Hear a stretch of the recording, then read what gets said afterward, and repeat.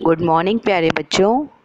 आज मैं आपके सामने बीटीआर के नए सिलेबस के अकॉर्डिंग अप्लाइड फिज़िक्स 1 की ट्यूटोरियल क्लास डिस्कस करने जा रही हूँ। आज हम यूनिट 1 की ट्यूटोरियल क्लास डिस्कस कर रहे हैं। यूनिट 1 की ट्यूटोरियल क्लास डिस्कस करने की सीरीज़ में आज यह चौथा लेक्चर है जो हम डिस्कस कर रहे हैं। इससे पहले वाली क्लासेस में हमने फ़िज़िकल क्वांटिटीज़ की डायमेंशंस और उनकी यथार्थता की जांच की थी। आज हम इस यूनिट की कुछ एरर्स की जुड़ी हुई न्यूमेरिकल प्रॉब्लम्स को डिस्कस करने जा रहे हैं। तो चलिए अपन अपनी प्रॉब्लम्स को लेके आते हैं जिन्हें आज हमें सॉल्व करना है। सबसे पहला जो प्रॉब्लम अपन डिस्कस करने जा रहे हैं वो है कि मानिए कोई फ़िज़िकल क्वांटिटी है जिसकी एग्जैक्ट वैल्यू 50 है और उसकी अप्रॉक्सीमेट वैल्यू किसी और इंस्ट्रूमेंट के द्वारा मेज़र करने पर 50.1 मेज़र हुई है। तो हम इसकी एब्सोल्यूट और रिलेटिव एरर निकालेंगे कि इसकी एब्सोल्यूट और रिलेटिव एरर क्या होगी।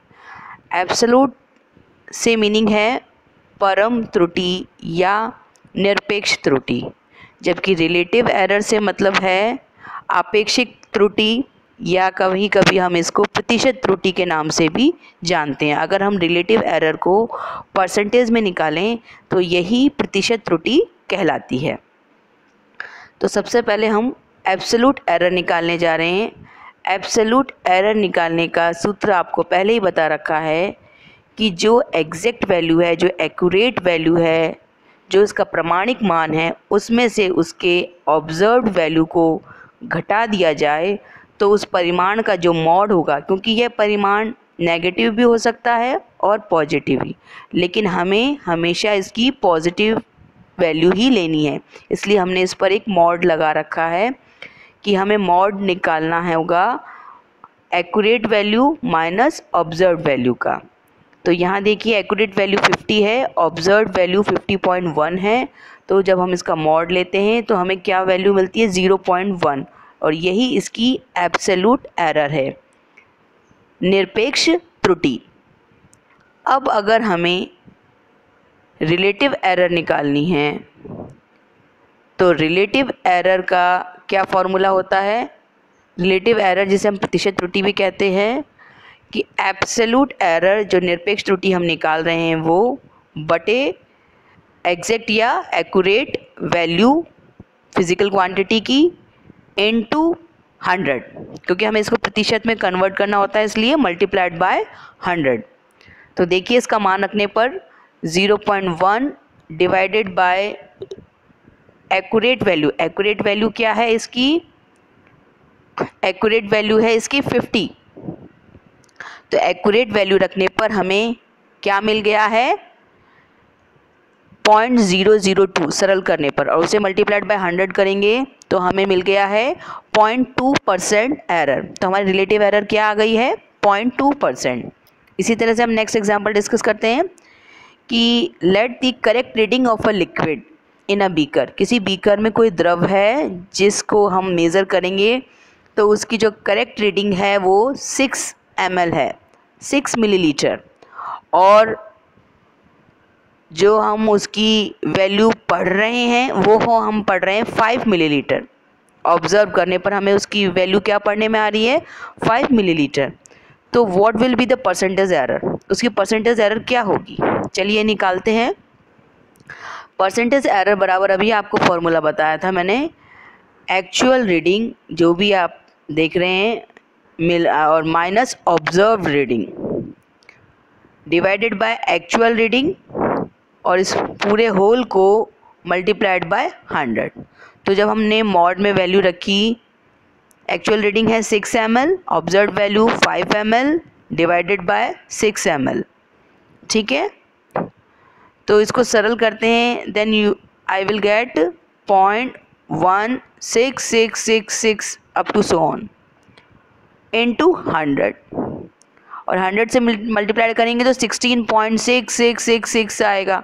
उसे हम राउंडेड ऑफ करेंगे तो हमें मिलेगा 16.7% परसेंटेज एरर। इसी तरह से हम और एग्जांपल डिस्कस करते हैं जिससे आपको मोर क्लियर हो इसके बारे में। Calculate the relative error of 100 plus minus 0.6 centimetre.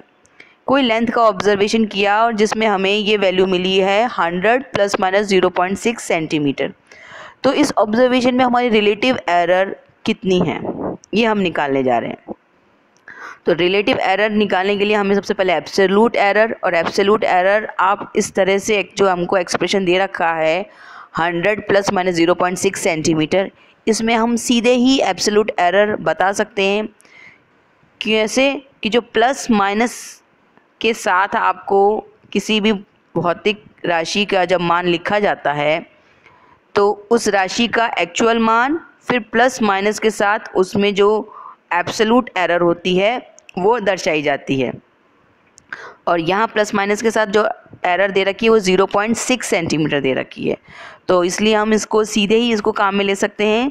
तो हम जब भी रिलेटिव एरर निकालेंगे तो एब्सोल्यूट एरर इसमें क्या निकल के आई है 0.6 centimetre divided by actual value. Actual value क्या है इसकी 100 सेंटीमीटर।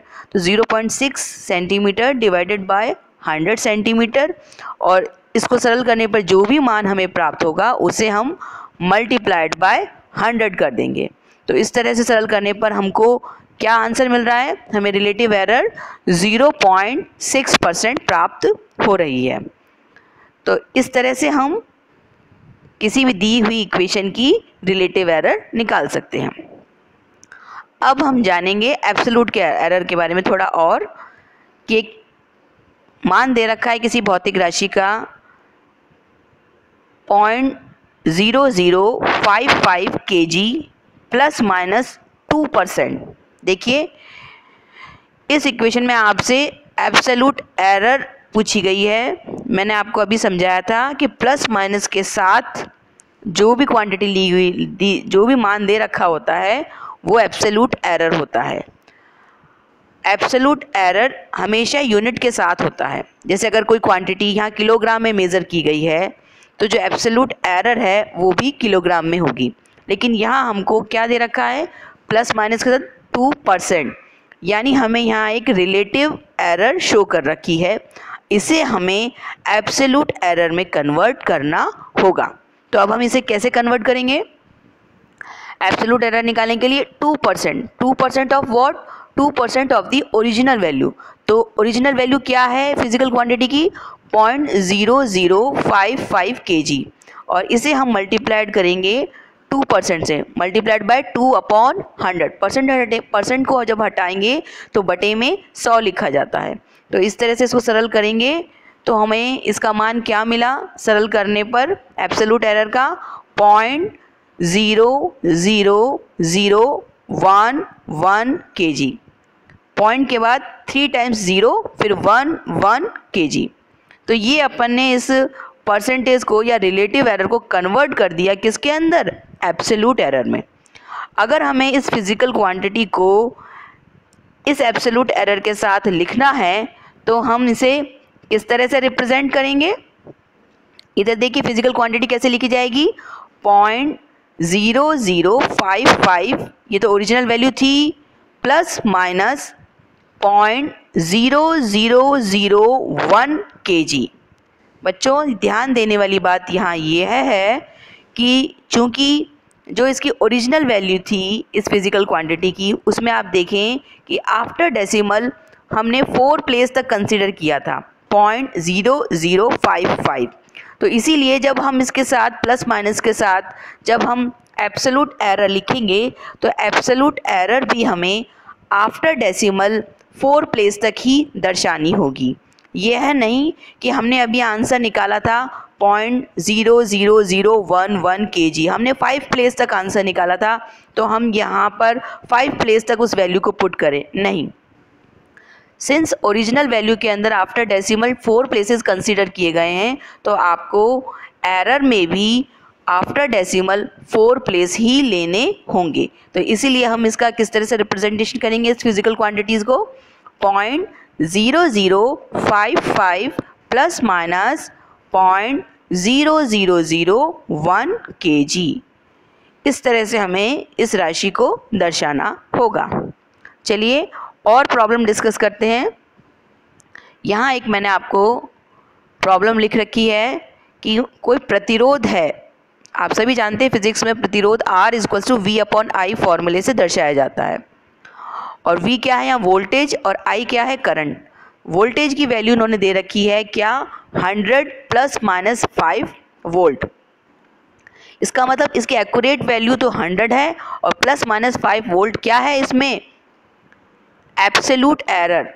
ये क्या है? इसकी निरपेक्ष त्रुटि है। प्लस माइनस के साथ जो लिखा होता है मैं आपको पहले भी बता चुकी हूँ कि किसी भी फिजिकल क्वांटिटी के रिप्रेजेंटेशन में सबसे पहले उस क्वांटिटी की ओरिजिनल वैल्यू और देन प्लस माइनस के साथ उसमें जो अनसर्टेनिटी है, जो उसमें जो एरर है वो दर्शाई जाती है। तो यहाँ आपको क्या दर्शा रखा है? ±5 वोल्ट। इसी तरह करंट के डिस्क्रिप्शन में भी देखिए, करंट I बराबर दे रखा है 10 ± 0.2 एम्पियर। यानी इसकी ओरिजिनल वैल्यू करंट की कितनी है? 10 एम्पियर। और इसमें जो एरर है, कौन सी एरर? एब्सोल्यूट एरर, वो कितनी दे रखी है? 0.2 एम्पियर। ठीक है। अब हमसे क्या पूछा गया है कि हमें क्या निकालना है? प्रतिशत त्रुटि। R में, किसमें? प्रतिरोध में। V और I के मान हमें दे रखे हैं और हमसे प्रतिरोध में प्रतिशत त्रुटि, कुल प्रतिशत त्रुटि पूछी जा रही है। तो देखिए, सबसे पहले हम V यानी वोल्टेज में त्रुटि निकालते हैं। तो वोल्टेज में एब्सोल्यूट एरर अगर 5 वोल्ट है तो परसेंटेज एरर कितनी होगी? परसेंटेज एरर निकालने का आपको मैंने पहले भी बता रखा है सूत्र। परसेंटेज एरर होती है आपकी एब्सोल्यूट एरर बटे एक्चुअल वैल्यू इनटू 100। तो यानी 5 डिवाइडेड बाय 100 मल्टीप्लाइड बाय 100। इसे सरल करेंगे तो हमें क्या मिल जाएगी? प्रतिशत त्रुटि 5%। इसी तरह से करंट में भी जब हम सरल करते हैं 0.2, तो आपको एरर दे रखी है, डिवाइडेड बाय ओरिजिनल वैल्यू कितनी है इसकी? 10 और मल्टीप्लाइड बाय 100। तो इसको जब हम सरल करेंगे तो आपके पास कितनी त्रुटि आ जाएगी? करंट के अंदर 2% एरर आ जाएगी। तो 5% वोल्टेज में, करंट में 2%। अब हम R निकालते हैं। R = V/I है। तो ऐसा नहीं करना कि वोल्टेज की एरर में हम करंट की एरर को डिवाइड कर दें, नहीं। एरर हमेशा एडअप होती हैं, इन्हें डिवाइड नहीं किया जाता। ये हमेशा क्या होती हैं? जुड़ती हैं। तो टोटल एरर जब हम R में निकालेंगे, R बराबर क्या होंगी?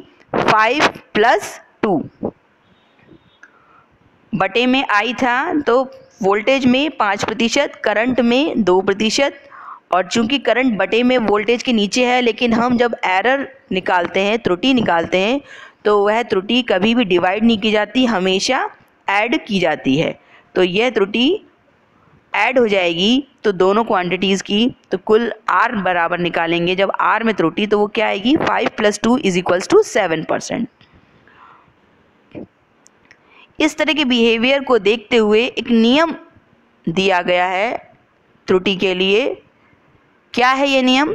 कि किसी भी भौतिक राशि जिस पर k घात लगा रखी हो, अगर यहाँ कुछ नहीं दे रखा तो इसका मतलब क्या है? उनके ऊपर क्या है? पावर 1 है। तो k घात लगा रखी हो तो उसकी आपेक्षिक त्रुटि उस विशिष्ट राशि की आपेक्षिक त्रुटि की k गुना हो जाती है। कितने टाइम्स हो जाती है? k टाइम्स हो जाती है। जैसे उदाहरण के लिए आपको एक न्यूमेरिकल ले रखा है। यदि z बराबर, इधर फॉर्मूला देखिए, z बराबर दे रखा है a⁴ b⁴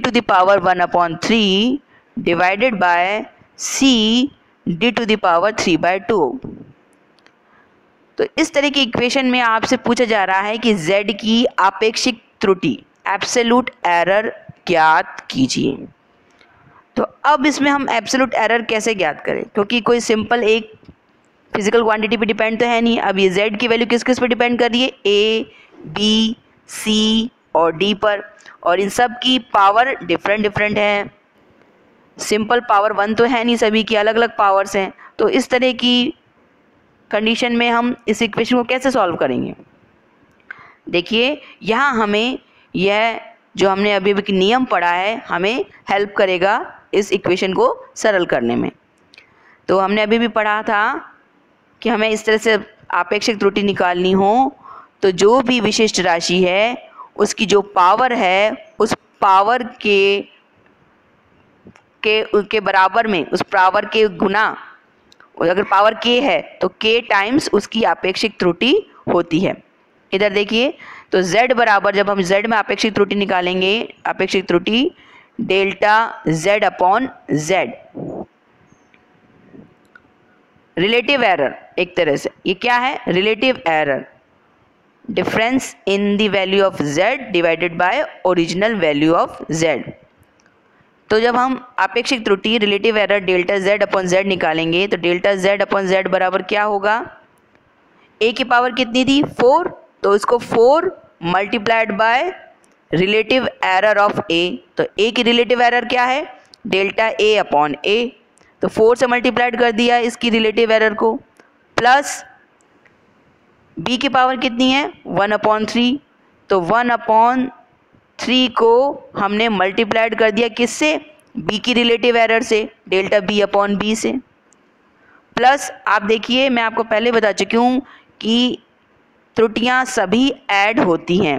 ये c और d बटे में नीचे की तरफ दे रखे हैं डिवीज़न में, लेकिन हमें इनको डिवाइड नहीं करना, एरर्स को हमें ऐड करना है। तो c और d की त्रुटि भी a और b की त्रुटियों में ऐड हो जाएंगी।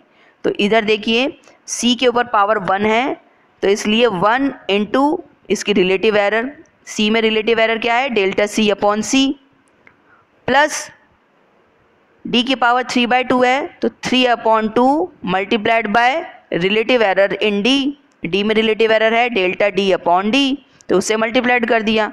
तो इस तरह से सरल करके हमने देखा कि डेल्टा z अपॉन z क्या निकल के आया है आपके सामने, 4 times multiplied delta a upon a plus 1/3 times multiplied delta b upon b plus delta c upon c plus 3/2 multiplied by delta d upon d।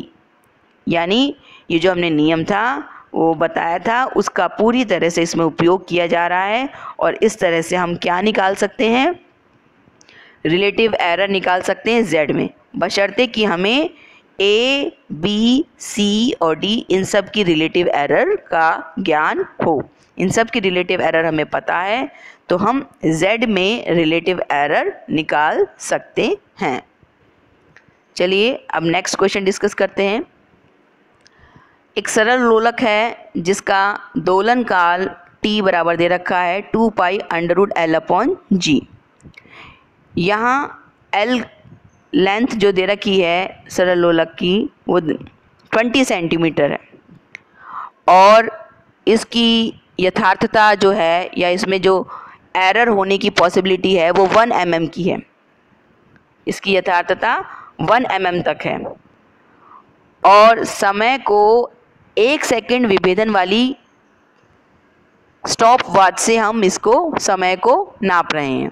Stop watch जो हम use कर रहे हैं मेज़रमेंट के लिए उसकी रिजोल्यूशन क्या है 1 सेकंड, 1 सेकंड के अंतर से उसको नापा जा सकता है। हम सरल लोलक के 100 दोलन काउंट कर रहे हैं और उनमें लगा समय 90 सेकंड है। तो हमें यहाँ क्या निकालना है, g, स्मॉल g जिसे हम गुरुत्वीय त्वरण कहते हैं, उसके मान में कितनी यथार्थता है, यानी उसके मान में कितनी प्रतिशत त्रुटि है, यह हमें ज्ञात करनी है। तो जो फॉर्मूला दे रखा है t = 2 पाई √L अपॉन g, उसको थोड़ा सा रीअरेंज करेंगे तो हम ये फॉर्मूला g के लिए, स्मॉल g के लिए निकालना चाहें तो स्मॉल g बराबर क्या हो जाएगा, इसका स्क्वायर करेंगे इस इक्वेशन का, तो हम आसानी से निकाल सकते हैं कि g बराबर हो जाएगा अपना 4 pi square L upon T square. जो इक्वेशन आपको दी गई थी t equal to 2 pi under root L upon g, इसका स्क्वायर करेंगे तो T square equal to 4 pi square L upon g हो जाएगा, और वहाँ से हम g का मान निकालेंगे तो g बराबर आ जाएगा 4 pi square L upon T square. अब यहाँ कैपिटल T क्या है? आवर्तकाल, यानी प्रति दोलन लगा समय। हमने यहाँ 100 दोलन लिए हैं, 100 ऑसिलेशंस काउंट कर रहे हैं जिनमें लग रहा है समय 90 सेकेंड। पर ऑसिलेशन कितना समय लगता है वह उसका आवर्तकाल कहलाता है। तो कैपिटल T इक्वल्स टू है small t upon n। n क्या है? दोलनों की संख्या, और स्मॉल t दोलनों में लगा समय। ठीक है, तो जब हम डेल्टा t निकालेंगे absolute error in time period, तो डेल्टा t का मान क्या होगा? डेल्टा स्मॉल t बटा n, क्योंकि दोलनों की संख्या तो फिक्स है, उसमें तो कोई परिवर्तन आएगा नहीं। परिवर्तन कहाँ हो सकता है? समय के मेज़रमेंट में, कि कभी हम 90 सेकंड मेज़र कर रहे हैं तो कभी हम 89 सेकंड भी कर सकते हैं, तो कभी हम 91 सेकंड भी कर सकते हैं। तो चेंज किस में आएगा? समय के मान में। इसलिए डेल्टा कैपिटल T बराबर होगा delta small t upon n। अतः हम कह सकते हैं कि अगर हम रिलेटिव एरर निकाल लें, delta T upon capital T बराबर क्या होगा? Delta small t upon small t। और L क्या है? लंबाई। तो लंबाई में भी हमारी मेज़रमेंट में एरर होने की पॉसिबिलिटी होती है। तो यहाँ पर इसकी रिलेटिव एरर क्या होगी? अगर लेंथ में निकालेंगे तो डेल्टा L अपॉन L, ये क्या होगी? लेंथ की रिलेटिव एरर। ठीक है, तो अब हम प्रतिशत त्रुटि निकालने से पहले रिलेटिव त्रुटि निकालते हैं, relative error. Delta G upon G, delta upon G बराबर डेल्टा G अपॉन G क्या होगा? इधर देखिए इक्वेशन में 4 पाई स्क्वायर तो क्या था? एक कांस्टेंट वैल्यू है जिसे हम छोड़ देते हैं। हम त्रुटि जब भी डिस्कस करते हैं तो फिजिकल क्वांटिटी को कंसीडर करते हैं। तो फिजिकल क्वांटिटी यहाँ क्या दे रखी है? L upon T square. L के लिए देखिए L की घात 1 है, तो वही देखिए L की घात 1 है तो 1 into relative error in L। तो रिलेटिव एरर L में क्या है? Delta L upon L, 1 into delta L upon L, plus t इसके नीचे स्क्वायर में है, तो यह इसको सरल करेंगे तो क्या होगा? t की घात 2 है, इसलिए 2 into relative error in t, delta t upon t। तो इस इक्वेशन में भी हमने मान रख दिया डेल्टा L अपॉन L और plus 2 delta t upon t। Delta L देखिए आपको इक्वेशन में दे रखा है 1 मिलीमीटर, लंबाई में यथार्थता की दे रखी है आपको 1 मिलीमीटर, जिसको आप सेंटीमीटर में कन्वर्ट करते हैं तो वैल्यू क्या आती है? 0.1 सेंटीमीटर। तो 0.1 डेल्टा L दे रखा है, कैपिटल L आपको दे रखा है 20 सेंटीमीटर, मान रख दिया, प्लस 2 टाइम्स डेल्टा T। तो डेल्टा T आपको दे रखा है 1 सेकेंड, क्योंकि जो हम स्टॉप वॉच ले रहे हैं वह 1 सेकेंड की उसमें कमी बेसी आ सकती है। पहले ही दे रखा है कि उसकी रिजोल्यूशन कितनी है जो हम स्टॉप वॉच यूज़ कर रहे हैं, 1 सेकेंड, इसलिए डेल्टा T की वैल्यू कितनी है? 1। और कैपिटल T कितना है? टोटल टाइम जो लिया जा रहा है वो 90 सेकेंड है, तो डेल्टा T अपॉन T कर दिया 1 अपॉन 90। तो ये मान हमने यहाँ पुट कर दिया, और जब इसे सरल करा तो हमारे पास क्या आया? 0.027। अतः G के मापन में जो हमें त्रुटि मिली है रिलेटिव एरर 0.027 की मिल गई है।